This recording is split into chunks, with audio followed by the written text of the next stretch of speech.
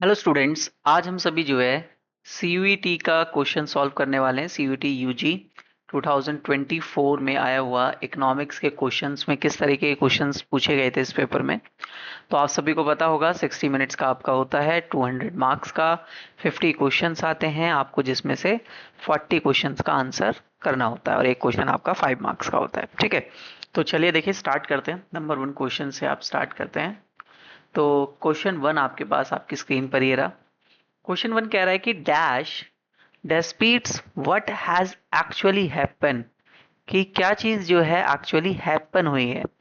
अब देखिए, यहाँ पर आप सभी को पता है एक्स एंटे होता है जो कि आप प्लान कर रहे हैं। ठीक है, अगर आप चीज़ों को प्लान कर रहे हैं तो वो आपके लिए एक्स एंटे है। अगर आपके पास जो चीज़ हैपन हुई है उसको आप एक्सपोस्ट बोलते हैं, मतलब एक्चुअली हैपन थिंग्स को हम जो है वो यहाँ पर एक्सपोस्ट बोल रहे होते हैं। तो आपके पास एक्चुअली हैपन चीज़ें ही पूछी हुई हैं, तो आपके पास यहाँ पर second option is the correct, कि यहाँ पर आंसर आपका एक्सपोस्ट होगा। ठीक है, क्योंकि यहाँ पर चीज़ों को एक्चुअली हैपन होते हुए दिखा रहा है। और एक और चीज़ मैं आपको इसमें बताना चाहूँगा कि एक्स एंटे का मतलब है कि बिफोर, आप कह सकते हैं कि आप इक्विलिब्रियम या कोई चीज़ हैपन होने से पहले की चीज़ है। और एक्सपोज्ड का मतलब है कि आफ्टर हैपनिंग थिंग्स। ठीक है, तो आफ्टर थिंग्स जो गेटिंग हो चुकी हैं उनके हिसाब से आप यहाँ पर कह सकते हैं, जो चीज़ें बाद में हुई हैं। अब सेकंड क्वेश्चन आप देखें, फर्स्ट का आंसर सेकंड होगा। ठीक है, option number 2 is the correct answer. Second question अगर आप देखें, if the value of investment multiplier यानी निवेश गुणक का मूल्य 5 है and the increased income is 800, तो इनकम इंक्रीज हुई है यानी कि आय में परिवर्तन आपके पास 800 है, तो ये आपके पास डेल्टा वाई दे दिया 800। ठीक है, and in an economy then the find the value of change in investment. जब भी चेंज बोले तो डेल्टा आ जाता है, इन्वेस्टमेंट यानी कि निवेश को आई से दिखाते हैं। तो आपसे क्वेश्चन में डेल्टा आई पूछा हुआ है कि डेल्टा आई की वैल्यू क्या होगी। तो आपके पास यहाँ पर इन्वेस्टमेंट मल्टीप्लायर यानी के की वैल्यू दे दी है, निवेश गुणक को 5 से दिखाया हुआ है। डेल्टा वाई आपके पास 800 है और आपसे डेल्टा आई को पूछा गया है। ठीक है, बहुत सिंपल क्वेश्चन हो गया। मल्टीप्लायर का फॉर्मूला आप सभी को पता होगा, delta Y by delta I होता है। तो ये 5 दे रखा है आपके पास के, डेल्टा वाई 800 है। तो आपके पास डेल्टा आई आपको निकालना है, आप इसको सॉल्व कर लेंगे तो आपके पास डेल्टा आई यहाँ पर 800 डिवाइडेड बाय 5 इट मीन्स 160 आ जाएगा। तो आपके पास इन्वेस्टमेंट मल्टीप्लायर की वैल्यू, निवेश गुणक की वैल्यू जो है 160 होगी। 160 देख लीजिए कहां पर है, fourth option is the correct answer. ठीक है, चलिए थर्ड क्वेश्चन पे देखते हैं। थर्ड क्वेश्चन आपके पास क्या कह रहा है। थर्ड क्वेश्चन कह रहा है which of the following statements are true, इसमें से कौन सी स्टेटमेंट जो है ट्रू है। तो quantitative tools control the extent of money supply by changing the CRR. ठीक है, तो सीआरआर एक क्वांटिटेटिव टूल है, बिल्कुल ठीक है। But quantitative tool control the extent of money supply, money supply को कंट्रोल कर रहा है bye changing the CRR. CRR को अगर हम चेंज करते हैं तो उससे क्या ये चीज़ें चेंज होती हैं। ठीक है, तो यहाँ पर आपके पास हम कह सकते हैं कि हाँ ठीक है, ये चेंज होता है। बेसिकली आपके पास ये वाला पॉइंट, तो ए इज द करेक्ट। ठीक है, and there are two types of open market operation, outright and upright.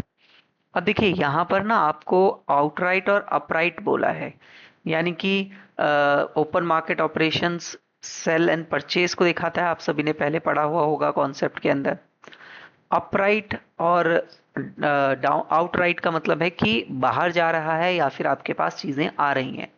ठीक है, तो ऐसा कुछ टू टाइप्स यहाँ पर हम नहीं कह सकते कि टू टाइप्स का ही जो है अपने ओपन मार्केट ऑपरेशन होगा। ठीक है, यहाँ पर बाइंग एंड सेलिंग होती है, तो ये स्टेटमेंट मैं यहाँ पर गलत कहना चाहूँगा।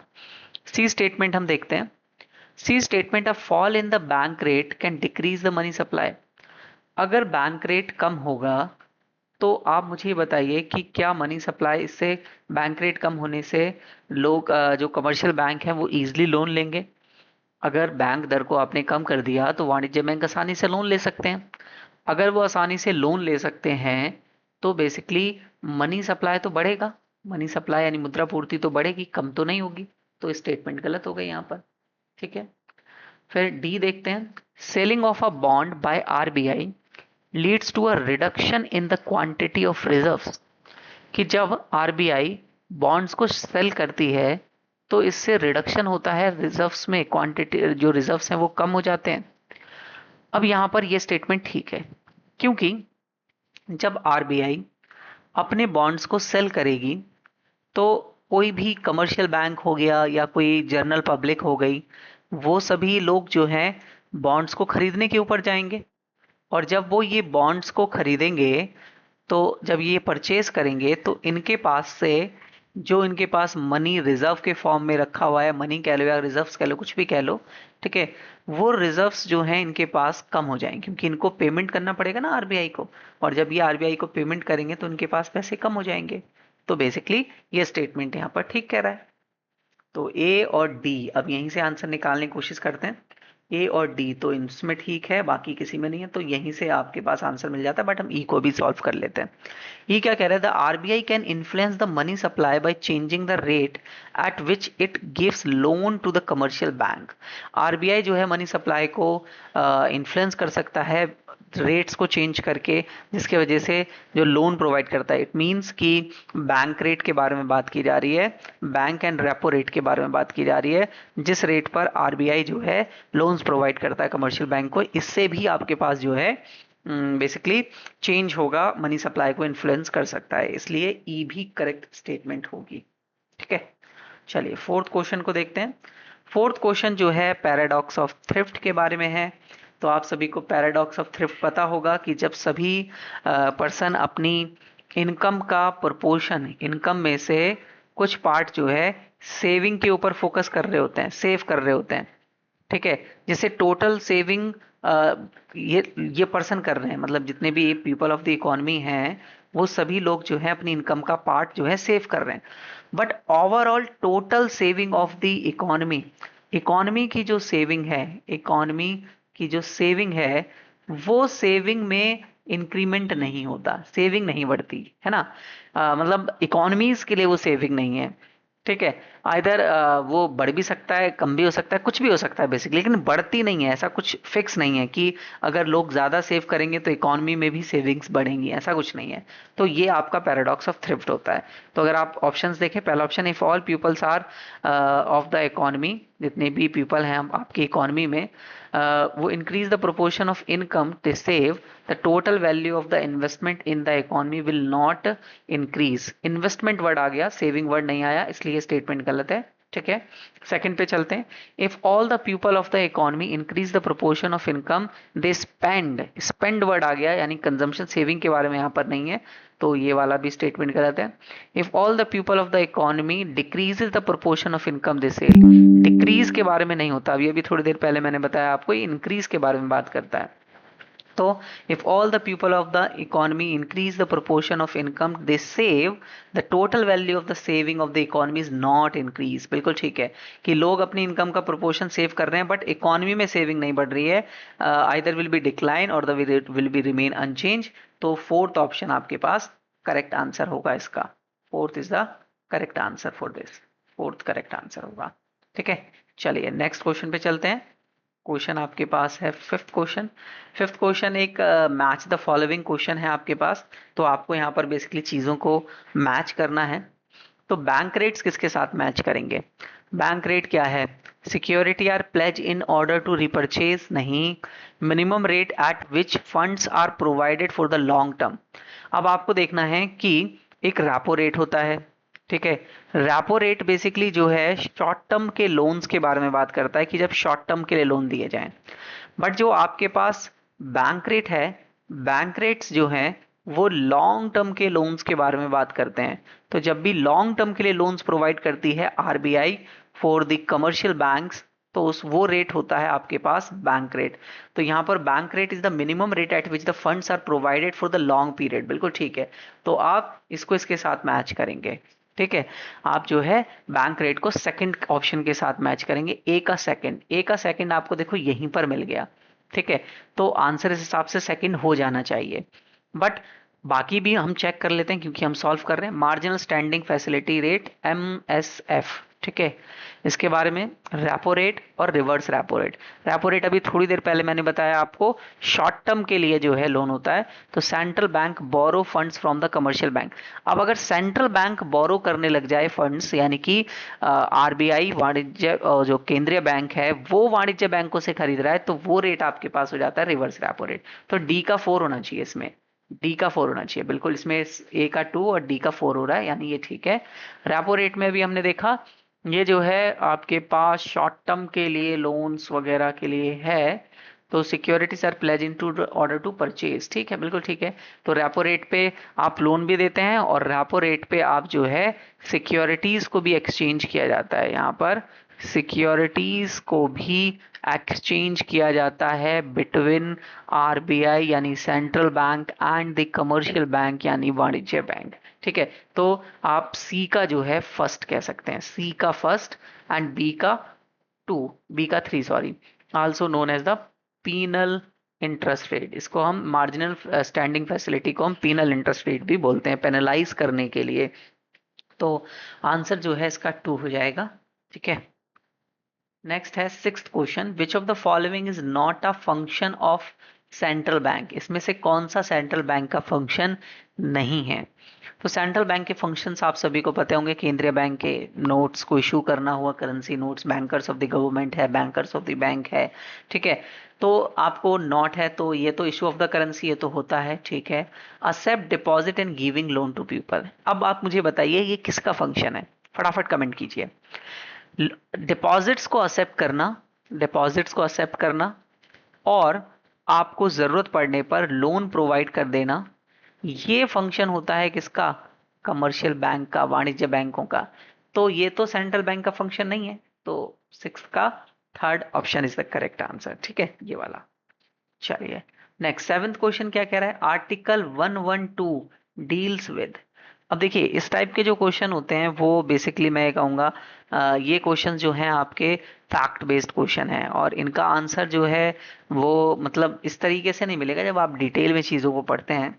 तो आर्टिकल 112 आपने बजट वगैरह पढ़ा हो तो उससे रिलेटेड है, तो इसका आंसर 3 हो जाएगा, ठीक है। आर्टिकल 112 जो है वो आपके एनुअल फाइनेंशियल स्टेटमेंट से रिलेटेड है, यानी कि यूनियन बजट से रिलेटेड है। सेवेंथ आप इसको मैं बात भी करते हुए चलता हूँ, ठीक है। तो ये आपके पास जो है आर्टिकल 112 इससे रिलेट करता है, ठीक है। चलिए अब नेक्स्ट है आपके पास eighth question, all those elements which creates liability and. देखिए ऐसे सभी एलिमेंट्स जो आपके जो है लाइबिलिटीज को क्रिएट करते हैं और एसेट्स को कम करते हैं, वो गवर्नमेंट के क्या हैं, हमने पढ़ा हुआ है क्वेश्चन, ठीक है। आप मुझे बताइए कि आपके पास जितने भी एसेट्स अगर आपके पास कम हो रहे हैं, एसेट्स अगर हमारे पास कम हो रहे हैं और लाइबिलिटीज आपके पास बढ़ रही है, तो ये कब होगा। अगर लाइबिलिटी बढ़ रही है तो आपके पास कैश बढ़ेगा, एसेट कम हो रही है तो भी आपके पास कैश बढ़ेगा। कैश आने का मतलब है आपके पास रिसीप्ट्स आ रही हैं, आपके पास पैसे आ रहे हैं, यानी प्राप्तियां हो रही हैं, और इस प्राप्ति से आपकी एसेट कम हो जा रही है और लाइबिलिटी बढ़ जा रही है, तो ये आपके लिए कैपिटल रिसीप्ट्स होंगी, यानी कि पूंजीगत प्राप्तियां। ये आपके लिए पूंजीगत प्राप्तियां बन जाएंगी, क्योंकि इससे आपकी जो है लाइबिलिटी बढ़ रही है और आपकी एसेट्स जो है वो डिक्रीज हो रही हैं। तो ऐसी रिसीप्ट से आपके पास वो होती हैं कैपिटल रिसीप्ट्स। तो इसका आंसर हो जाएगा आपके पास capital receipts, A. Ninth question, arrange the following, arrange the following elements in correct आपके पास क्रोनोलॉजिकल सीक्वेंस। अब देखिए जब भी क्रोनोलॉजिकल सीक्वेंस वाले क्वेश्चन आते हैं आपको याद रखना है अर्लीस्ट टू लेटेस्ट याद रखना है, मतलब जो सबसे पहले हुआ पहले, और फिर जो सबसे बाद में या अभी हो रहा है मतलब लेटेस्टली हो रहा है। तो इसमें से अगर आप WTO का स्टैब्लिशमेंट देखें तो इसका स्टैब्लिशमेंट 1995 में होता है। ब्रिटेन वुड्स कॉन्फ्रेंस जो है 1944 के आसपास होती है। गोल्ड स्टैंडर्ड सिस्टम 1992 के आसपास आता है, ठीक है। तो इस टाइप से है। तो हम कहेंगे कि आप अगर क्रोनोलॉजिकल ऑर्डर में लगाना चाहें सबसे पहले अर्लीस्ट अगर आप देखें तो 1920 गोल्ड स्टैंडर्ड सिस्टम आया, यानी डी पहले। फिर उसके बाद आपके पास ब्रिटेन वुड्स सिस्टम देखने को मिल रहा है, ब्रिटेन वुड्स बी, ठीक है। और फिर इसके बाद आपके पास स्मिथसोनियन एग्रीमेंट, इसकी डेट मुझे एग्जैक्ट याद नहीं है, लेकिन ये जो है डब्ल्यूटीओ के स्टैब्लिशमेंट होने से पहले हुआ था, तो ए इसका हो जाएगा। और लास्ट में सी, डब्ल्यूटीओ का स्टैब्लिशमेंट 1995 में हुआ था, डी बी ए सी, डी बी ए सी, डी बी ए सी, डी बी ए सी, यानी कि सेकंड इज द करेक्ट। अब देखिए, आपको एक और चीज क्वेश्चन यहाँ पर मैं पूछ लेता हूँ कि डब्ल्यूटीओ किस ऑर्गेनाइजेशन को या किस चीज को रिप्लेस करके बनाया गया था। तो आप सभी को पता होगा कि गैट को रिप्लेस करके जो है डब्ल्यूटीओ बना 1995 के अंदर। और 1995 में इसमें अप्रोक्सीमेटली 123 मेंबर कंट्रीज थी, ठीक है। और गैट जो है वो 1948 में बनाया गया था, ये भी आपको याद होना चाहिए, अगर क्रोनोलॉजी बेस्ड क्वेश्चन आते हैं तो वहां पर इस टाइप से पूछा जाता है। चलिए, नाइन्थ का क्वेश्चन सेकंड ऑप्शन ठीक होगा। 10th क्वेश्चन पे चलते हैं। 10th क्वेश्चन बोल रहा है, under the flexible exchange rate when the price of domestic currency in terms of foreign currency increases. Foreign exchange rate है, ठीक है, और when the price of domestic currency का प्राइस, इट मींस रुपीस का price मैं ले लेता हूं, ठीक है। Domestic currencies price in terms of foreign currency is increases, मतलब रुपीस की प्राइस बढ़ रहा है और फॉरेन करेंसी डॉलर का कम हो रहा है। इट इज कॉल्ड, इसको आप क्या बोलेंगे। अब देखिए, फ्लैक्सिबल एक्सचेंज रेट सिस्टम और फिक्स एक्सचेंज रेट सिस्टम में आपको एक चीज पहचाननी है कि जब भी फ्लैक्सिबल एक्सचेंज रेट सिस्टम होगा, मैं यहां पर लिख भी देता हूं, जब भी फ्लैक्सिबल एक्सचेंज रेट सिस्टम होगा आपके पास, तो फ्लैक्सिबल एक्सचेंज रेट सिस्टम में हमेशा आपको डेप्रिसिएशन और एप्रिसिएशन ही देखने को मिलेगा। बट आपके पास अगर फिक्स्ड एक्सचेंज रेट सिस्टम है बच्चे, तो वहां पर आपको devaluation of the currency, devaluation और revaluation of the currency, devaluation और रिवैल्यूएशन यानी अवमूल्यन और अधिमूल्यन आपको स्थिर विनिमय दर प्रणाली में देखने को मिलेगा। और नाम में या लोकशील विनिमय दर प्रणाली, फ्लेक्सिबल एक्सचेंज रेट में डेप्रिसिएशन और एप्रिसिएशन यानी मूल्यह्रास और अधिमूल्यन ही देखने को मिलेगा, ठीक है। तो जहां पर आपको डिवैल्यूएशन और रिवैल्यूएशन देख रहा है, वो ऑप्शन तो कट कर ही दो, वो तो गलत हो गए क्योंकि फ्लेक्सिबल एक्सचेंज रेट दिया हुआ है। अब रुपीस की वैल्यू बढ़ रही है, तो डोमेस्टिक करेंसी की जो प्राइस है वो ज्यादा हो रखा है बेसिकली यहाँ पर, ठीक है। तो रुपीस का एक्सचेंज रेट जो है वो बेसिकली ज्यादा है, तो एप्रिसिएशन हो रहा है हमारी करेंसी का, क्योंकि इस प्राइस की वैल्यू बढ़ रही है ना। तो जब इसकी वैल्यू बढ़ेगी तो डोमेस्टिक करेंसी जो है एप्रिशिएट होगी, इसी को एप्रिसिएशन बोलते हैं। और जब हमारी डोमेस्टिक करेंसी यानी रुपीस की वैल्यू कम हो जाती है तो इसको हम डेप्रिसिएशन बोलते हैं। तो यहाँ पर आपका सेकंड आंसर ठीक है, क्योंकि रुपीस की वैल्यू बढ़ रही है। क्लियर है। चलिए, 10th क्वेश्चन अगेन एक मैच द फॉलोइंग क्वेश्चन है। और यहाँ पर Bretton Woods conference, Bretton Woods एक जगह का नाम है, याद रखना, वहां पर कॉन्फ्रेंस हुई थी, उसी से रिलेटेड है। तो ब्रिटेन वुड्स ट्विंस करके एक चीज कहा जाता है, ब्रिटेन वुड ट्विंस मतलब जो ब्रिटेन वुड्स कॉन्फ्रेंस हुई थी उसमें दो लोगों का जन्म हुआ था। कौन कौन से? आईएमएफ और वर्ल्ड बैंक का, ठीक है। तो ये वाला ऑप्शन मैं इससे अपने आप ही मैच कर दूंगा कि सी जो है वो यहाँ पर आपके पास 3 से मैच हो रहा है। अब सी 3 से मैच हो रहा है तो आपको आंसर यहाँ पर मिल गया होगा, बाकी भी चीजें आप देख लीजिए पहले, ठीक है।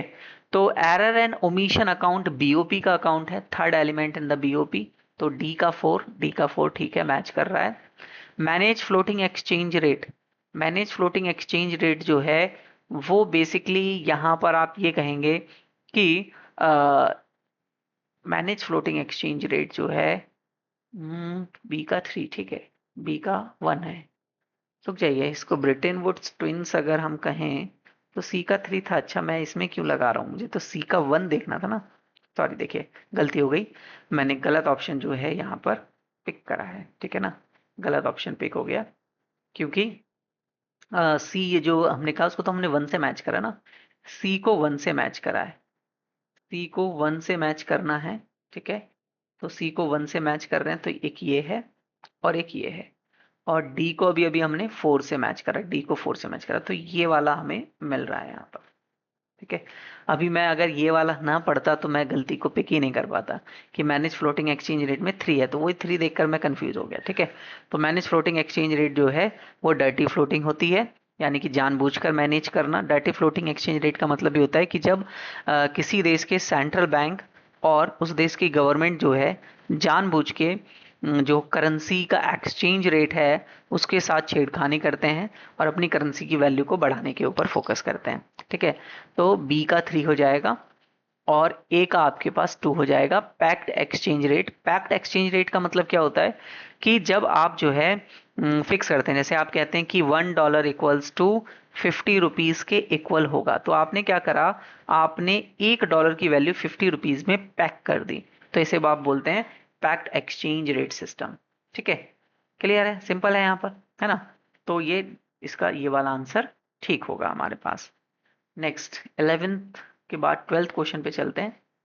तो जो आपके पास 12th क्वेश्चन है, ठीक है, 12th क्वेश्चन जो है आपके पास, इसको थोड़ा सा और 12th क्वेश्चन देखते हैं। Casualisation of workforce would result in, workforce का कैजुअलाइजेशन का मतलब क्या है, कि जो आपके पास वर्कफोर्स हो रहा है उसका कैजुअलाइजेशन का मतलब क्या है। तो वर्कफोर्स के कैजुअलाइजेशन का सिंपल सा मतलब है कि रेगुलर बेसिस पे आपके पास वर्कफोर्स जो है वो जो काम कर रही है, एक होती है कैजुअल नेचर की जॉब, ठीक है, कैजुअल नेचर की जॉब, ठीक है, एक होती है आपके पास कैजुअल नेचर की जॉब। कैजुअल नेचर की जॉब का मतलब है कि आपके पास वर्कफोर्स जो है वो कैजुअली तरीके से चीज़ों में काम कर रही है, मतलब रेगुलर बेसिस पे काम नहीं कर रही है। तो जब वर्कफोर्स हमारी रेगुलर बेसिस पे काम नहीं कर रही है, कैजुअल बेसिस पे काम कर रही है, तो उसको आप बोलेंगे कि वर्कफोर्स के अंदर वर्नेबिलिटी जो है वो बढ़ जाएगी। वर्नेबिलिटी मतलब एक तरीके से अनसर्टेनिटी टाइप आप कुछ कह सकते हैं, कि जो आपके पास अनौपचारिकरण है तो वो जब बढ़ेगा, जब एक तरीके से अनियमित वर्कर ज्यादा होंगे तो उनके पास अस्थिरता बढ़ जाएगी, उनके जॉब्स फिक्स नहीं रहेंगी। तो सेकंड इसका करेक्ट आंसर होगा। 13 को अगर आप देखें, 13 अगेन क्रोनोलॉजिकल ऑर्डर है, ईयर आपको पता होना चाहिए, अर्ली से लेटेस्ट बताना है। तो नबार्ड का स्टैब्लिशमेंट 1982 में हुआ था या 81, ठीक है, 1981 या 82 ऐसे आप याद रखेंगे, ठीक है। और FRBM एक्ट 2003, 2003, ठीक है। थर्ड 5 ईयर प्लान कब आया था बताओ। थर्ड 5 ईयर प्लान आपका जो है फर्स्ट 1951, उसके हिसाब से आपके पास 1961 से लेके 1966 के बीच में आपका थर्ड 5 ईयर प्लान रहता है। Nationalisation of RBI, nationalisation of RBI कब हुआ।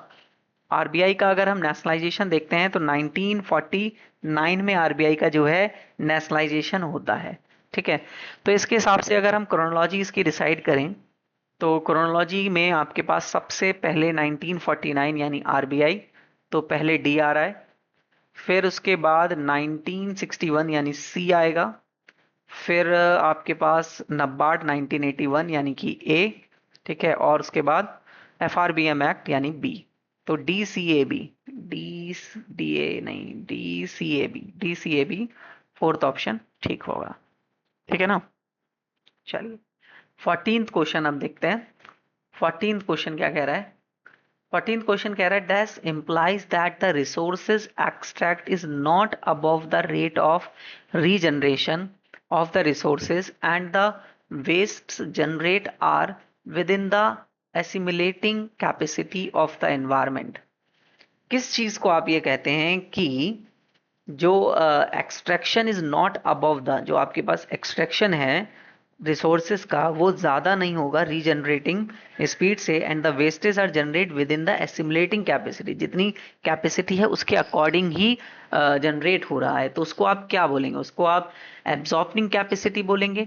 एब्जॉर्बिंग कैपेसिटी आप सभी को पता है कि उसका मतलब होता है कि आप कितना वेस्ट एब्जॉर्ब कर सकते हैं, तो वेस्ट एब्जॉर्ब करने के लिए।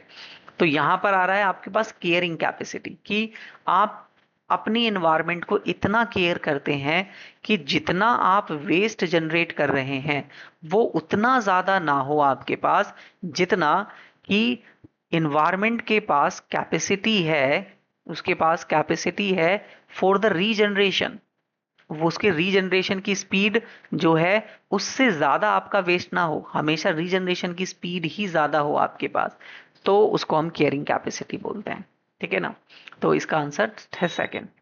15 क्वेश्चन, 15 क्वेश्चन का है government of India enact the right to education in 2009 to make the free and a fundamental right to all children in the education. Education को फंडामेंटल राइट बनाया गया. किस एज से किस एज तक के बच्चों को? तो आप सभी को पता है 6 to 14 ईयर्स तक के बच्चों को फ्री एंड कंपलसरी एजुकेशन के लिए कहा गया. तो ऑप्शन नंबर 3 हो जाएगा, क्योंकि इसमें फर्स्ट क्लास से लेके 8th क्लास तक के बच्चों को 8th क्लास तक के बच्चों को फ्री एंड कंपलसरी एजुकेशन देने की बात होती है. और इनकी एज 6 to 14 ईयर्स है. ईयर पूछा जाए तो 6 to 14 ईयर्स, और अगर आपको क्लास पूछ ली जाए तो आप क्लास में भी यहाँ पर मार्क कर सकते हैं. ठीक है, इजी है, यहाँ पर समझ में आ रहा होगा सभी को. चलिए नेक्स्ट आप अगर 16 क्वेश्चन को देखें तो 16 क्वेश्चन कह रहा है, following are the sources of the electricity generation in India, arrange them the correct sequence on the basis of total power generation capacity. अब देखिए ये अगेन एक मैं कहना चाहूंगा कि आपका ऐसा क्वेश्चन है कि अगर आपने करंट चीज़ों को आप पढ़ते हैं या आपने ये चीज़ें बहुत डिटेल में पढ़ी हुई हैं तो आप उसका आंसर दे सकते हैं. एक फैक्चुअल चीज़ है ये, ठीक है, कि आपको कि इंडिया में सबसे ज़्यादा इलेक्ट्रिक जनरेट करने वाले सोर्सेज कौन सा है. तो इसका आंसर आपके पास सबसे पहले इसको हाईयर टू लोएस्ट बताना है. तो हाईएस्ट तो आपके पास थर्मल एनर्जी, हमारे इंडिया में सबसे पहले थर्मल होता है, तो पहले बी. ठीक है, बी पहले, एक ये ऑप्शन है, एक ये वाला है. ठीक है, फिर इसके बाद जो है वो new and renewable energy sources पर हम सबसे ज़्यादा लगा रहे हैं. ठीक है, तो सी हो जाएगा फिर आपके पास. फिर इसके बाद हाइड्रो है और लास्ट में न्यूक्लियर है. न्यूक्लियर सबसे लास्ट में रहेगा. ठीक है, तो 3 इसका आंसर ठीक होगा आपके पास. सबसे पहले थर्मल, फिर इसके बाद न्यू एंड रिन्यूएबल रिसोर्सेज, और फिर हाइड्रो इलेक्ट्रिसिटी, और फिर आपके पास लास्टली आपका न्यूक्लियर एनर्जी. तो third option is the correct option for this. ठीक है, 17 question, arrange the following item into the correct sequence. Correct sequence में आप इनको लगाना है. अगेन देखिए, सीक्वेंस का मतलब है कि कौन सी चीज किस तरीके से कब कब आई है, उस ऑर्डर में बेसिकली हमको यहाँ पर लगाना है. तो अगर आप इस चीज को देखें तो सबसे पहले MRTP एक्ट आया, आई थिंक 1969 के आसपास आया. ठीक है, फिर इसके बाद फॉरेन एक्सचेंज रेगुलेटरी एक्ट आया, फिर फॉरेन एक्सचेंज मैनेजमेंट एक्ट 2004 के आसपास आया. फेरा आपका 1999 में ही आ गया था. ठीक है, तो पहले डी, फिर सी, फिर बी, और लास्ट में कंपटीशन एक्ट आया. तो इसके हिसाब से हम इसको अरेंज कर रहे हैं, इसलिए आपका ऑप्शन नंबर 3 हो जाएगा. ठीक है, 18 क्वेश्चन है, द ग्रेट लीप फॉरवर्ड. बताइए GLF कैंपेन कब इनिशिएट हुआ चाइना के अंदर? बहुत इजी क्वेश्चन है, कमेंट कीजिए. 1958 के अंदर. बहुत ही सिंपल क्वेश्चन था. 19 क्वेश्चन अगर आप देखें, मैच द फॉलोइंग है. GLF के बारे में पूछ रहा है. GLF क्या करता था? GLF में हमने बहुत मैसिव स्केल में इंडस्ट्रियलाइजेशन को प्रमोट किया चाइना में. चाइना ने अपने ज़्यादा से ज़्यादा किया इसमें. माओ जेडोंग जो है माओइज्म लेकर आते हैं ग्रेट पॉलिटियन कल्चर को. ठीक है, ये ग्रेट पॉलिटियन कल्चर को लेकर आते हैं. तो यहाँ पर आपके पास माओ जेडोंग जो है इंट्रोड्यूस करते हैं ग्रेट पॉलिटियन कल्चर, तो बी का 3 होना चाहिए. ठीक है, और GLF जो है वो आपके पास um industrialization in the country for the massive scale पर किया गया था, तो ए का 2 होना चाहिए. ए का 2 इसमें है, बी का 3, ए का 2, बी का 3. ठीक है, तो यही मिल गया आंसर वैसे हमें. सी का 1, कि बर्टलैंड कमीशन जो है कि फ्यूचर जनरेशन को प्रोटेक्ट के लिए आया था. एक तरीके से ये एनवायरमेंट प्रोटेक्शन वगैरह इन सब से रिलेटेड है, सस्टेनेबल डेवलपमेंट से रिलेटेड है. सस्टेनेबल डेवलपमेंट से रिलेटेड है. ठीक है, सस्टेनेबिलिटी से रिलेटेड है. और our common future seminal report that explain the sustainable development as a meet the basic need for all the better life. ये एक कॉमन फ्यूचर है, सभी को एक बेटर लाइफ मिलनी चाहिए, उसी की तरफ हम सस्टेनेबिलिटी डेवलपमेंट पे, सतत विकास के ऊपर फोकस करते हैं. तो आंसर ऑप्शन नंबर 2 इसका जो है करेक्ट आंसर होगा. ठीक है, क्वेश्चन नंबर 20, सेकेंड फेज आपको बताना है. Second phase of green revolution, बहुत इजी क्वेश्चन है. ग्रीन रेवोल्यूशन का सेकंड फेज कब आया था बच्चों? फर्स्ट फेज मिड 1960 से 70s तक गया. ठीक है, फिर उसके बाद सेकंड फेज मिड 70s से मिड 80s तक जाता है. तो ये आपका फेज 1 है, ये आपका फेज 1 है, और ये आपका फेज 2 है. तो हमसे फेज 2 पूछा है और फेज 2 पूछा है, तो करेक्ट आंसर सेकेंड हो जाएगा, ठीक है। 21 question, during the 1980s the growth rate in the Pakistan improve on the account of which of the following reason. आपको पता है कि 1980s में ही पाकिस्तान ने अपनी कंट्री में नेशनलाइजेशन को स्टार्ट किया था, यानी कि राष्ट्रीयकरण स्टार्ट किया था, ठीक है। तो ये 1980s 88 में इनके पास न्यू इकोनॉमिक पॉलिसी भी आई थी। इनकी न्यू इकोनॉमिक पॉलिसी जो है, न्यू इकोनॉमिक पॉलिसी, वो 1988 में आती है। और 1980s में इनकी ग्रोथ रेट क्यों ज़्यादा रही? बिकॉज इन्होंने अपने ग्रोथ प्रोसेस को बहुत ज़्यादा बढ़ाया था। Institutional process of the technical changes नहीं हुए थे।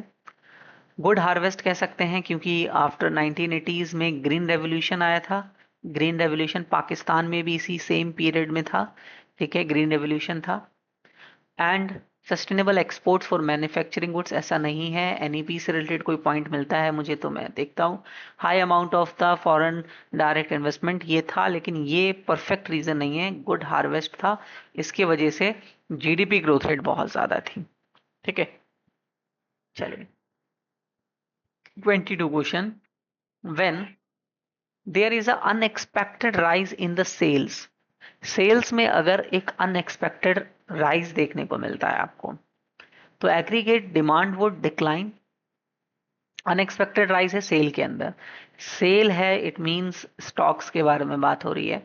इट मींस आपके प्रोडक्शन के बारे में बात हो रही है कि प्रोडक्शन हाई होना चाहिए, ठीक है। तो यहां से अगर हम इसका आंसर निकालें तो आपके पास जो है वो basically there is unplanned accumulation हो रखा है, मतलब पहले से ही आपके पास बहुत ज़्यादा इकट्ठा किया हुआ स्टॉक रखा हुआ है। या फिर आप कहना चाहेंगे there is unplanned deaccumulated inventory.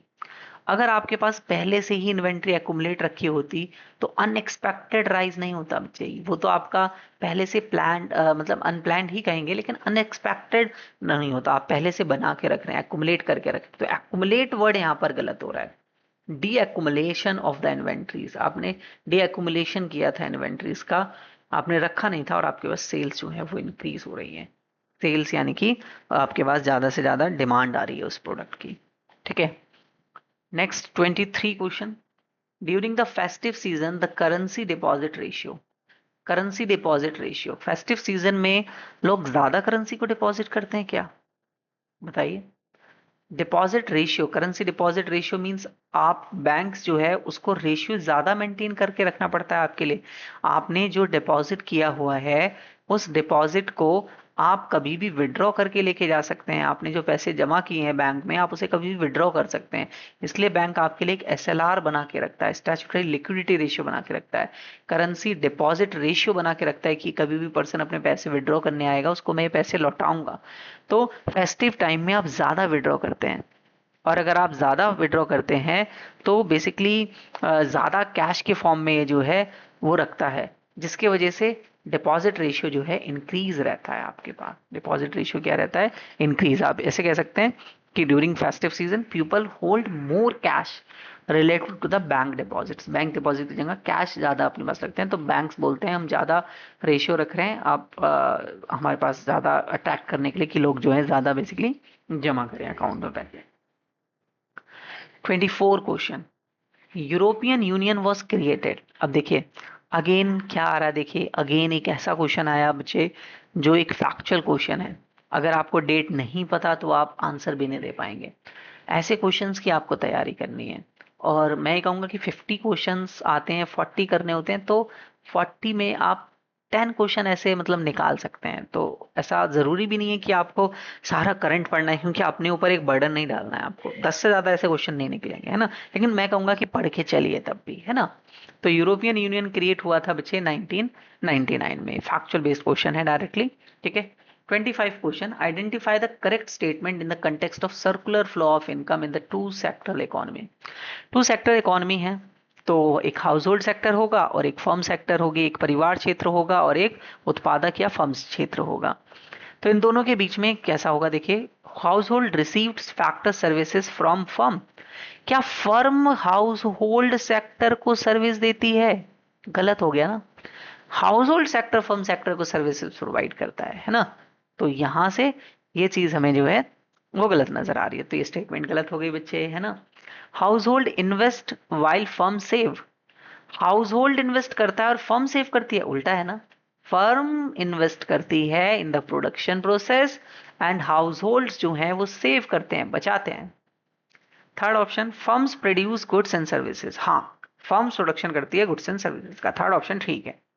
House hold supply factor services to the government, government को भी फैक्टर सर्विसेज सप्लाई करते हैं, सप्लाई नहीं करते हैं हम, प्रोवाइड कर रहे हैं, मतलब सप्लाई के वर्ड कहना गलत होगा यहाँ पर, इसलिए मैं मोस्ट रिलेवेंट, ये नहीं कह रहा मैं कि ये गलत है, मैं ये कह रहा हूं कि ये भी ठीक है, बट इसमें सबसे ज्यादा रिलेवेंट ठीक आंसर थर्ड ऑप्शन है, इसलिए थर्ड ऑप्शन के साथ मैं जाऊंगा। ठीक है। 26 question, identify the correct set of statement, इसमें जो स्टेटमेंट्स दी हुई हैं उनका आपको करेक्ट सेट्स ऑफ स्टेटमेंट्स जो है उनको पता करना है कि इसमें से कौन सी स्टेटमेंट्स आपके पास सही हैं।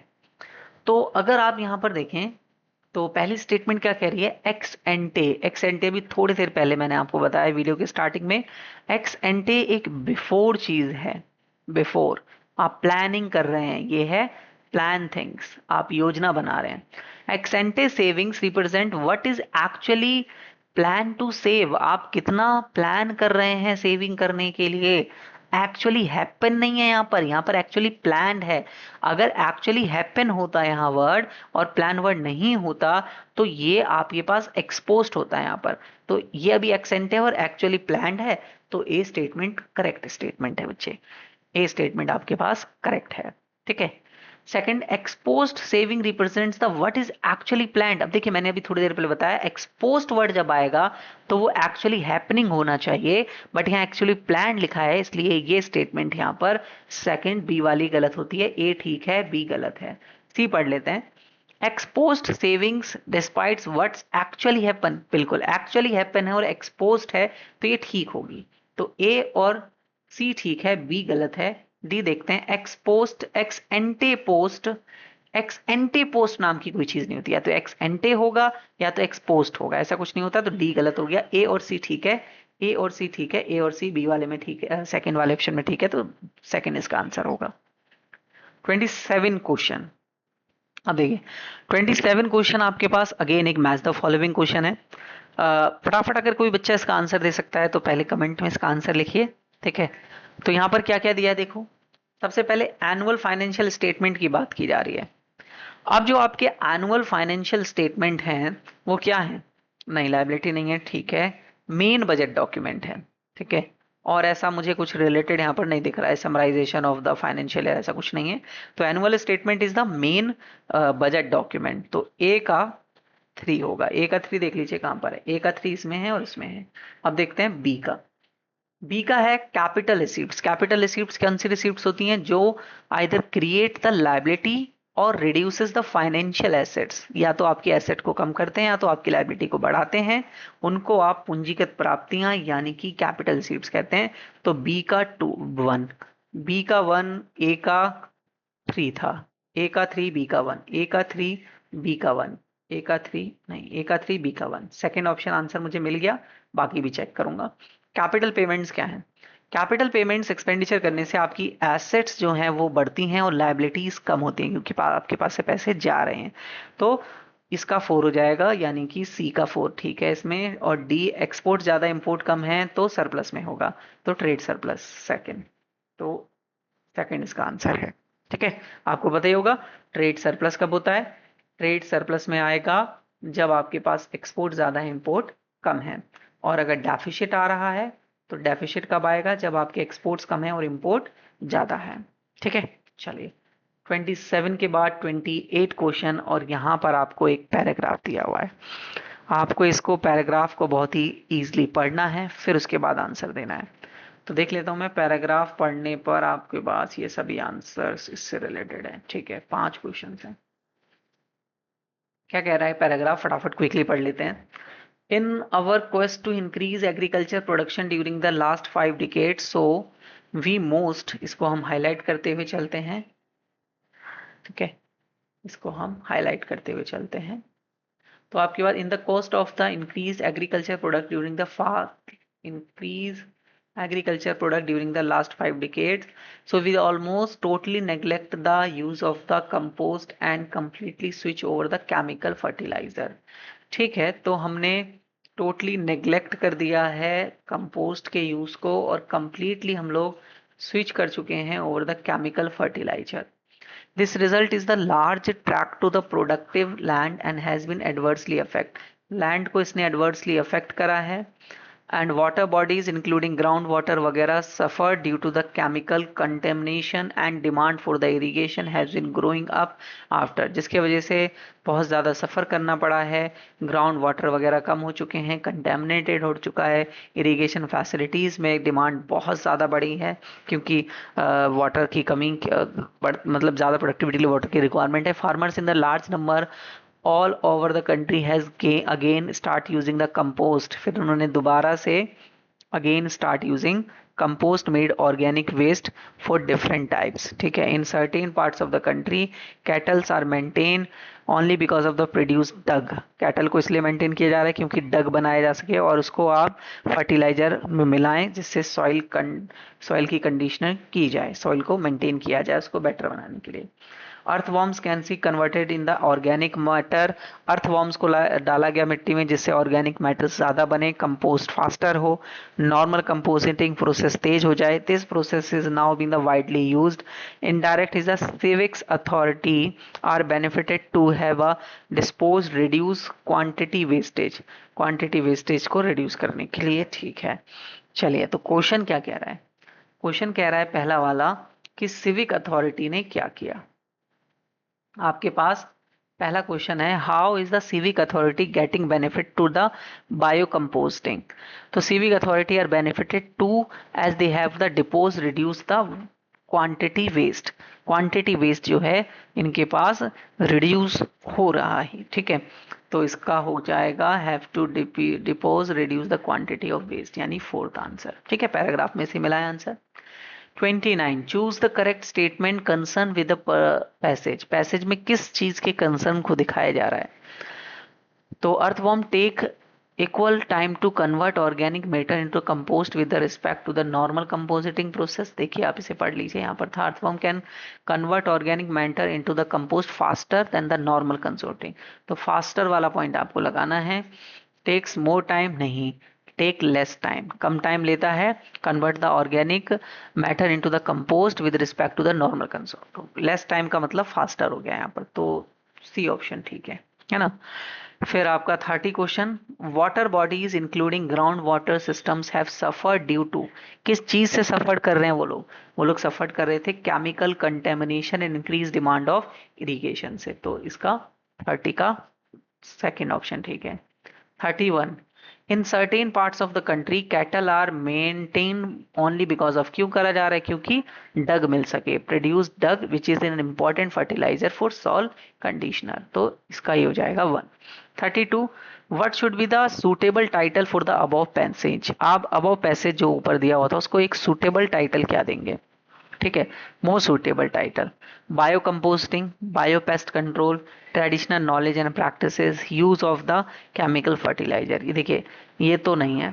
आपको दो चीज़ें लगेंगी, बायो कंपोस्टिंग और traditional knowledge practices. Traditional knowledge practices में वहाँ पर नहीं कहना चाहूँगा पूरा क्योंकि फिर केमिकल का ही इन्होंने यूज़ करा था, उसके बाद वो उस पर स्विच करे थे. तो इसको मैं हटाकर बायो कंपोस्टिंग की तरफ जाना चाहूँगा कि बायो कंपोस्टिंग इसका सही टाइटल है. ठीक है, चलिए नेक्स्ट एक और पैसेज है आपके पास. ठीक है, इसको भी हम रीड आउट करते हैं और अगेन इसमें भी वही चीज़ें मार्क करते हुए चलेंगे. ठीक है, India has an independent economy before the advent of the British. ठीक है, through the agriculture was the main source. याद रखना है, agriculture was the main source है यहाँ पर for livelihood for most of the people. Yet country's economy was categorized the various kind of manufacturing activity. India was particularly well known as the handicraft industries. बिल्कुल, ये आपको मतलब आपने अगर book पढ़ रखी है तो भी आप ऐसे समझ सकते हो इसलिए. In field of the cotton and silk and textile, इसमें हैंडीक्राफ्ट इंडस्ट्रीज हमारी बेहतर थी. मेटल एंड प्रीशियस स्टोन्स वगैरह. ठीक है, these products are the worldwide market base of the reputation of the fine quality of the material used in the high standard of the craftsmanship. All imports from India the economic policies pursued by the colonial government in India has concerned more with the protection and promotion of the economic interest of their home country than is the development of the economy. उन्होंने protection and promotion policy लेके जो आए थे जिससे हमारी handicraft industries को उन्होंने खत्म किया, उसके ऊपर बात की जा रही है, वो उनके फेवर में ज्यादा थी. Such policy brought about a fundamental change in the structure of the Indian economy, transforming the country into a supply of raw material. हमारी कंट्री एक रॉ मटेरियल को सप्लाई करने के बारे में हो गई और consume the finish industrial product from the British, है ना. आपको याद होगा कि इंडिया जो है वो उस वक्त बेसिकली रॉ मटेरियल या प्राइमरी गुड्स कह सकते हैं उसका नेट एक्सपोर्टर हुआ करता था, शुद्ध निर्यातक, और फिनिश गुड्स का जो इंडस्ट्रियल प्रोडक्ट्स थे उसका नेट इम्पोर्टक यानी कि शुद्ध निर्यात आयातक जो है उस वक्त हुआ करता था. ठीक है, क्लियर. चलिए, तो obviously the colonial government has made the sincere attempt to estimate India's national and per capita income भी उन्होंने कैलकुलेट करी. इंडिविजुअल्स टू अटेम्प्ट द जिन्होंने सबसे पहले कैलकुलेट करा तो वो थे Dadabhai Naoroji, Williams Digby, Findlay Shirras, VKRV Rao, RC Desai. ठीक है. It was also a Rao whose the estimate during the colonial period were considered the very significant. सबसे बेस्ट कंसिडर्ड किया गया किसका? VKRV राव का. ये याद रखना है. Most study did the find the country's growth of the aggregate real output during the first half of the 20th century was less than the 2%. 2% से भी कम GDP growth rate थी हमारी, and half of the percentage per capita income. यानी कि ये आप तो आपने मतलब पहले भी पढ़ा हुआ होगा थ्योरी में कि 2% के आसपास GDP ग्रोथ रेट और पर कैपिटा इनकम 0.5% के आसपास थी इंडिया की. तो ये पैसेज हमने पढ़ा. अब इस पैसेज में से हम क्वेश्चंस को निकालते हैं. हमने कुछ मार्क भी किया हुआ है कि बिफोर द ब्रिटिश रूल्स के पहले India was well known for the manufacturing industries, handicraft industries. और हैंडीक्राफ्ट में भी कौन कौन से गुड्स थे? Cotton, silk, textiles etcetera. Cotton, silk, textile वगैरह. तो 33 का थी हो जाएगा. ठीक है. 34 question. What kind of interest was colonial government concerned with the economic policy for Indian industries? उन्होंने क्या करा? उन्होंने बेसिकली हमारी इंडस्ट्रीज को प्रमोट करने के लिए, प्रोटेक्ट करने के लिए, अपने इंटरेस्ट के लिए, फायदे के लिए किया. तो to provide protection, promotion for the economic interest of their home country, अपनी इकोनॉमिक कंट्री के लिए उन्होंने डिस्क्रिमिनेटरी टैरिफ पॉलिसी लेकर आए थे. अगर आपको पता हो तो डिस्क्रिमिनेटरी टैरिफ पॉलिसी विरोध मूलक नीति, जहां पर एक्सपोर्ट्स और इंपोर्ट पर इस तरीके से टैरिफ लगाया जाता था कि यूके को ही फायदा हो, ब्रिटेन को ही फायदा हो. 35 क्वेश्चन अगर आप देखें, 35 question. Chooses the economist whose estimate the national income and per capita income. Dadabhai Naoroji थे, विलियम डिग्बे थे, फिंडले सिरास थे, ये नहीं थे. ठीक है. एंड VKRV राव थे, RC देसाई थे. तो यहाँ पर मुझे इसमें सारे दिख रहे हैं. जगदीश भगवती नहीं थी. ठीक है. तो ये भी नहीं आएंगे आपके पास. तो सेकेंड ऑप्शन ठीक है इसमें. 36. What was the country's growth of the real aggregate real output during the first half of the 20th century? 20th century के फर्स्ट हाफ में कितना रियल आउटपुट था आपके पास? तो याद होगा अभी थोड़ी देर पहले मैंने बताया कि 2% GDP ग्रोथ रेट थी और 0.5% जो है वो आपके पास पर कैपिटा इनकम हुआ करता था, प्रति व्यक्ति आय. ठीक है. प्रति व्यक्ति ग्रोथ GDP का. देखो countries had aggregate real output less than 2%. ठीक है. एंड मर्ज विद द 1% नहीं था, 1% नहीं था तो हटाओ. Next, less than 2% occupied with the merge of the 1.5%. 1.5% आपके पास ये था. ठीक है. Per capita output per year, per capita output per year 1.5. ठीक है. रीच नहीं, ये नहीं है. ठीक है. The countries growth rate was less than 2.5, less than half यानी 2.5% के वो आसपास बोल रहा है, गलत है. The country's growth rate at the less than 2% with the merge of the half percentage. Half यहाँ पर देखिए, यहाँ पर था 1.5 यानी कि 1.5 था. तो 1.5 तो गलत है ना. तो यहाँ पर 0.5 लिया हुआ है, हाफ परसेंटेज. तो फोर्थ ऑप्शन ठीक है इसका. 37 क्वेश्चन. देखिए इस ऐसे वाले क्वेश्चंस में क्या होता है, बच्चा ना पढ़ता है और वो लॉन्ग लॉन्ग देखिए ऑप्शंस दे रखे हैं, तो यहाँ आपकी गलती की गुंजाइश बन जाती है। तो आपको ऐसे पढ़कर और वहां पर लिख लेना, जैसे मैंने यहाँ पर लिख लिया 1.5, यहाँ 0.5, ऐसे 2, ऐसे आप लिख के रख लेंगे ना तो आपको इजी रहेगा और आसानी से आंसर ढूंढ पाएंगे, कंफ्यूज नहीं होंगे बेसिकली, है ना। 37 question, according to the passage which of the following statement was true about the Indian industries products. Indian industries के जो प्रोडक्ट्स थे वो कैसे थे। आपको पता है कि इंडियन इंडस्ट्रीज के प्रोडक्ट जो हैं वो वर्ल्ड वाइड इंजॉय किए जाते थे। Market based quality of the material बहुत अच्छा, हाई स्टैंडर्ड क्राफ्टमैनशिप होती थी, ये होता था। तो हमने अभी अभी पैसेज में पढ़े हैं पॉइंट्स, तो थर्ड हो जाएगा 37 का। 38 क्वेश्चन, 38 क्वेश्चन आपको माइक्रो इकोनॉमिक्स से देखने को मिल रहा है। Dash is a market where economic agents can freely exchange their endowment with each other. आसानी से कर सकते हैं, तो आपको फ्रीली कर सकते हैं बेसिकली। तो फ्री तो मार्केट इकोनॉमी में ही होता है, मार्केट इकोनॉमी कह लो, कैपिटलिस्ट इकोनॉमी कह लो, है ना। बाजार अर्थव्यवस्था या फिर पूंजीवादी अर्थव्यवस्था में फ्रीली मूव हो पाते हैं। 39 क्वेश्चन स्टेटमेंट बेस्ड क्वेश्चन है, तो सारे स्टेटमेंट्स पढ़ने पड़ेंगे आपको। पहला स्टेटमेंट है माइक्रो इकोनॉमिक्स का, ही है, marginal utility is the change in total utility due to the consumption of one additional unit. बिल्कुल ठीक है कि मार्जिनल यूटिलिटी क्या है। मार्जिनल यूटिलिटी यही तो है कि जब आप टोटल यूटिलिटी के चेंज को देखते हैं, जब आप एक एक्स्ट्रा एडिशनल यूनिट को कंज्यूम करते हैं, ठीक है। Two indifference curve never intersect each other, नहीं, two indifference curve are never intersect to each other. ये लाइन भूल गए शायद ऐड करना, इसलिए ये गलत हो गया। सी, marginal utility becomes zero at the label when total utility constant। अगर TU constant है, ठीक है, तो अगर इसका मतलब है TU 10 10 10 आ रहा है हर बार, तो अगर आप MU निकालें, इन दोनों के बीच का डिफरेंस होता है वो, तो वो तो 0 0 आएगा, यानी कि 0 होगा। बिल्कुल ठीक है statement. D statement, diminishing marginal rate of substitution and diminishing MRS does not affect IC। करता है affect IC. IC downward sloping होता है, कॉन्वेक्स होता है, कॉन्वेक्स होता है, डज नॉट वर्ड कहना गलत होगा, तो स्टेटमेंट गलत हो गई। ई है indifference curve slopes downward left to right. बिल्कुल ठीक है, आईसी कर्व बनाया, ये लेफ्ट से राइट की तरफ आपको डाउनवर्ड जाता हुआ नजर आ रहा है, यानी कि ई ठीक है। ए ठीक है, सी ठीक है, ए ठीक है, सी ठीक है, ई ठीक है, ए सी ई, ए सी ई, सेकेंड वाला ठीक है ना। चलिए 39 के बाद 40 क्वेश्चन। 40 क्वेश्चन अगर आप देखें तो 40 क्वेश्चन क्या है, करेक्टरिस्टिक्स लिखे हुए हैं और इम्प्लीकेशंस लिखे हुए हैं। तो क्या क्या इम्प्लीकेशंस हैं इसके बारे में हम डिटेल में डिस्कस करते हैं। सबसे पहला इक्विलिब्रियम। इक्विलिब्रियम क्या है, plans of all the consumers and firms in the market match. ठीक है, ये तो कि आप मार्केट मैच कर रहे हैं कंज्यूमर्स और फर्म्स को, यानी कि डिमांड को सप्लाई के इक्वल कर रहे हैं। तो ये डिमांड और सप्लाई इक्वल होती है इक्विलिब्रियम में, तो ए का 1 हो जाएगा। ठीक है, ए का 1। अब ए का 1 आपको यहाँ पे भी दिख रहा है, यहाँ पे भी दिख रहा है, यहाँ पे दिख रहा है, तीनों ऑप्शन में से कोई सा भी एक ऑप्शन हो सकता है। फिर एक्सेस सप्लाई है कि एक्सेस सप्लाई क्या है, demand decrease when an increase in income, नहीं ऐसा नहीं है। Excess supply, supply is greater then the market demand, जब सप्लाई ज्यादा है डिमांड से तो एक्सेस सप्लाई होती है, यानी कि बी का 3।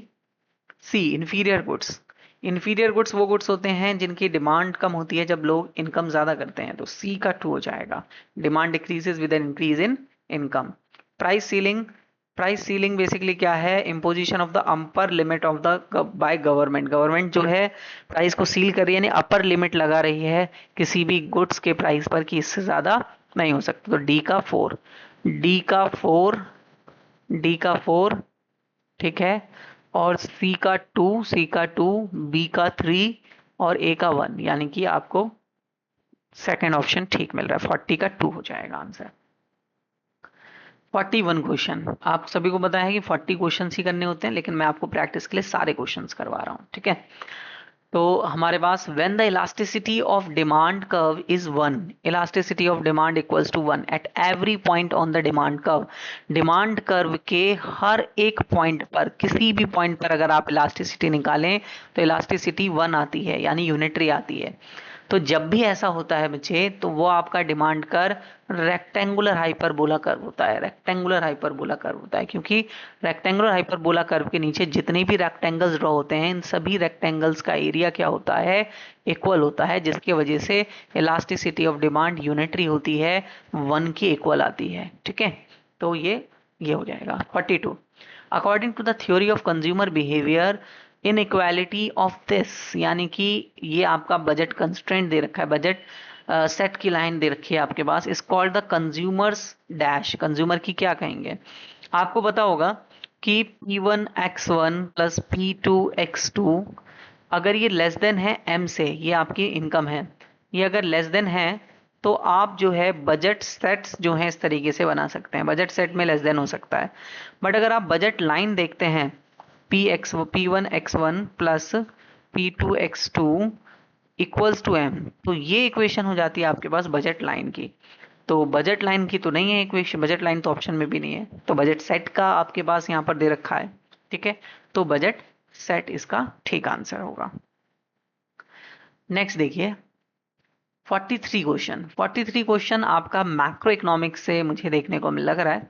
ठीक है, तो मैक्रो इकोनॉमिक्स से क्वेश्चन है, तो पहला आपके पास Adam Smith is a term as a father of modern economics. बताइए फटाफट, क्या आप मॉडर्न इकोनॉमिक्स के फादर को क्या एडम स्मिथ को बोलते हैं मॉडर्न इकोनॉमिक्स के? बिल्कुल, ठीक है, पूरी इकोनॉमिक्स के फादर ऑफ इकोनॉमिक्स जो हैं वो एडम स्मिथ है। फिर इसके बाद आपके पास नेक्स्ट पूछा गया है कि जेएम केन्स जो हैं gave the theory of income output and employment. बिल्कुल सही है, ये इन्होंने ही थ्योरी दी थी 1936 में अपनी बुक पब्लिश करके। ठीक है, फिर इसके बाद सी ऑप्शन की 4 sector, consumption, investment, government, exports minus import, बिल्कुल ठीक है, 4 सेक्टर में ईडी यही होता है।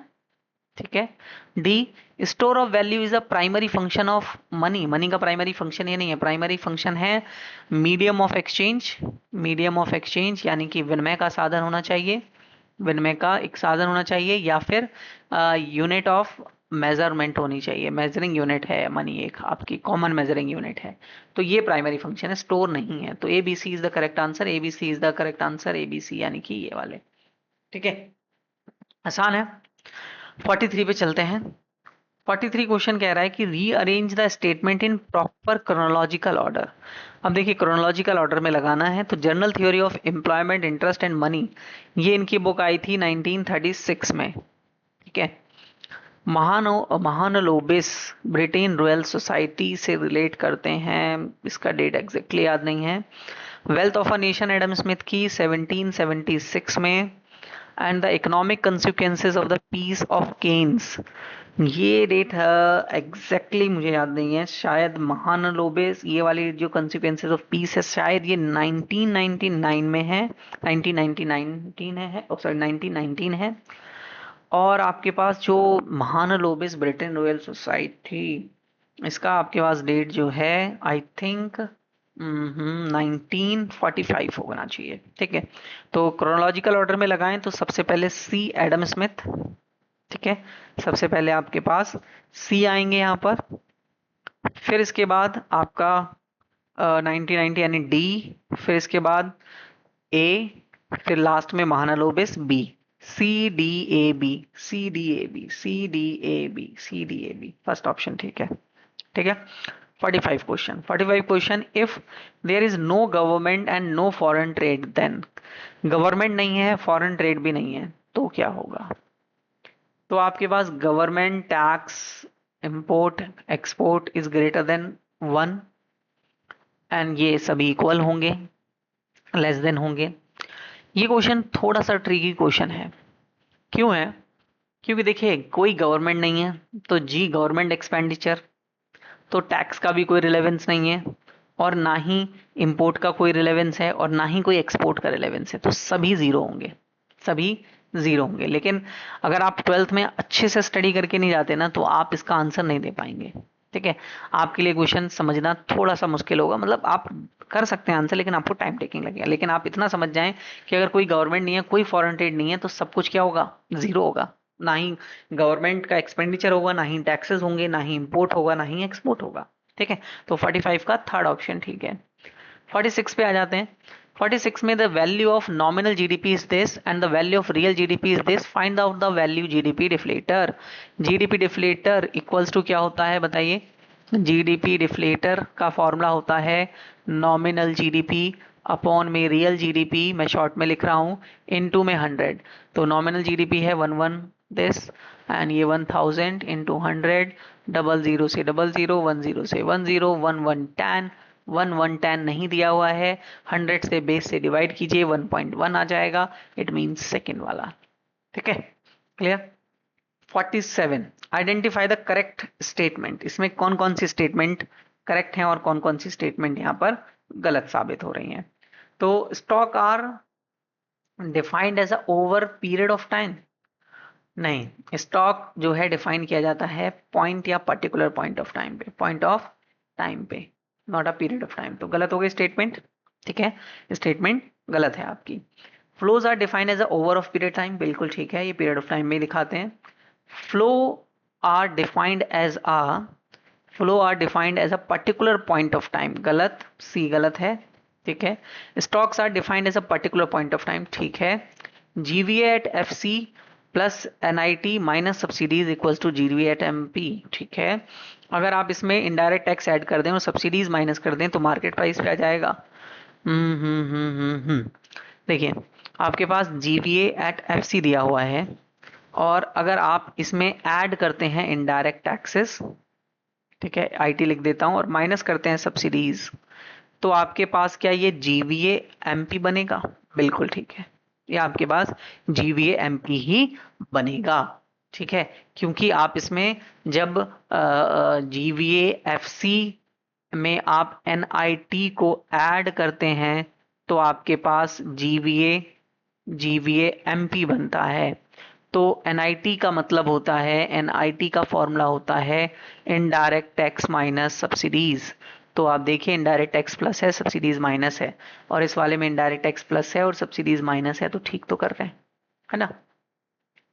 तो ई भी ठीक है, तो आपके पास स्टेटमेंट बी सी डी और ई ठीक है, बी डी सी ई ठीक है, तो इसलिए मैंने तीसरा लगाया। ठीक है, 48 question, if the supply of final goods is assumed to be infinitely elastic at constant price over the short period of time, aggregate output is determined solely by the value of aggregate demand.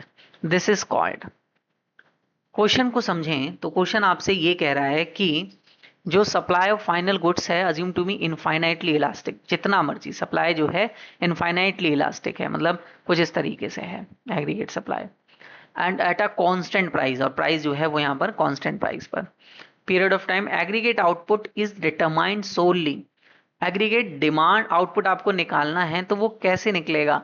The value of aggregate demand से निकलेगा। It means वो कहना चाह रहा है कि आपने aggregate supply aggregate demand के इक्वल किया है, वहां से निकाला है। तो ऐसी सिचुएशन में आपके पास जो वैल्यू ऑफ डिमांड है वो इफेक्टिव डिमांड प्रिंसिपल को फॉलो करती है, कि यहाँ पर आपके पास जो एग्रीगेट डिमांड आ रहा है वो इफेक्टिव है, दोनों बराबर होने पर है, इसलिए हम इस वाले ऑप्शन के साथ जाएंगे इसमें। ठीक है, चलिए नेक्स्ट देखिए। नेक्स्ट आपके पास 49 question, nominal interest rate is.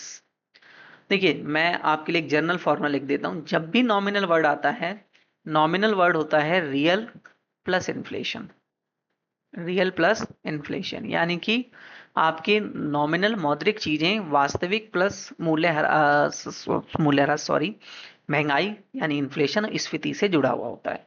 तो नॉमिनल इंटरेस्ट रेट पूछ रहा है तो real interest rate plus inflation rate होगा, प्लस इन्फ्लेशन रेट होगा, तो fourth is the correct answer. और वहीं अगर ये ऐसे पूछा होता रियल क्या है, तो real is a nominal minus inflation. ठीक है, नॉमिनल का मतलब है कि यहां पर इन्फ्लेशन एडजस्ट नहीं है, रियल का मतलब है एडजस्ट इन्फ्लेशन, एडजस्टेड या आफ्टर इन्फ्लेशन एडजस्टमेंट वैल्यू। ठीक है, ये याद रखना है। तो 49 का 4 हो गया।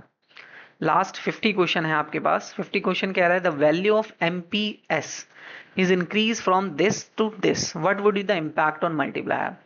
आपको पता है एमपीएस यानी सेविंग का जब बढ़ता है, एमपीएस बढ़ता है 0.4 से 0.5 हो रहा है, बढ़ रहा है, तो आपको पता होना चाहिए कि एमपीएस और के बीच में इनडायरेक्ट रिलेशन होता है, तो के की वैल्यू तो कम हो जाएगी। यहाँ से मुझे आंसर मिल गया। अगर मैं सॉल्व करना चाहूँ तो मैं सॉल्व भी कर सकता हूँ।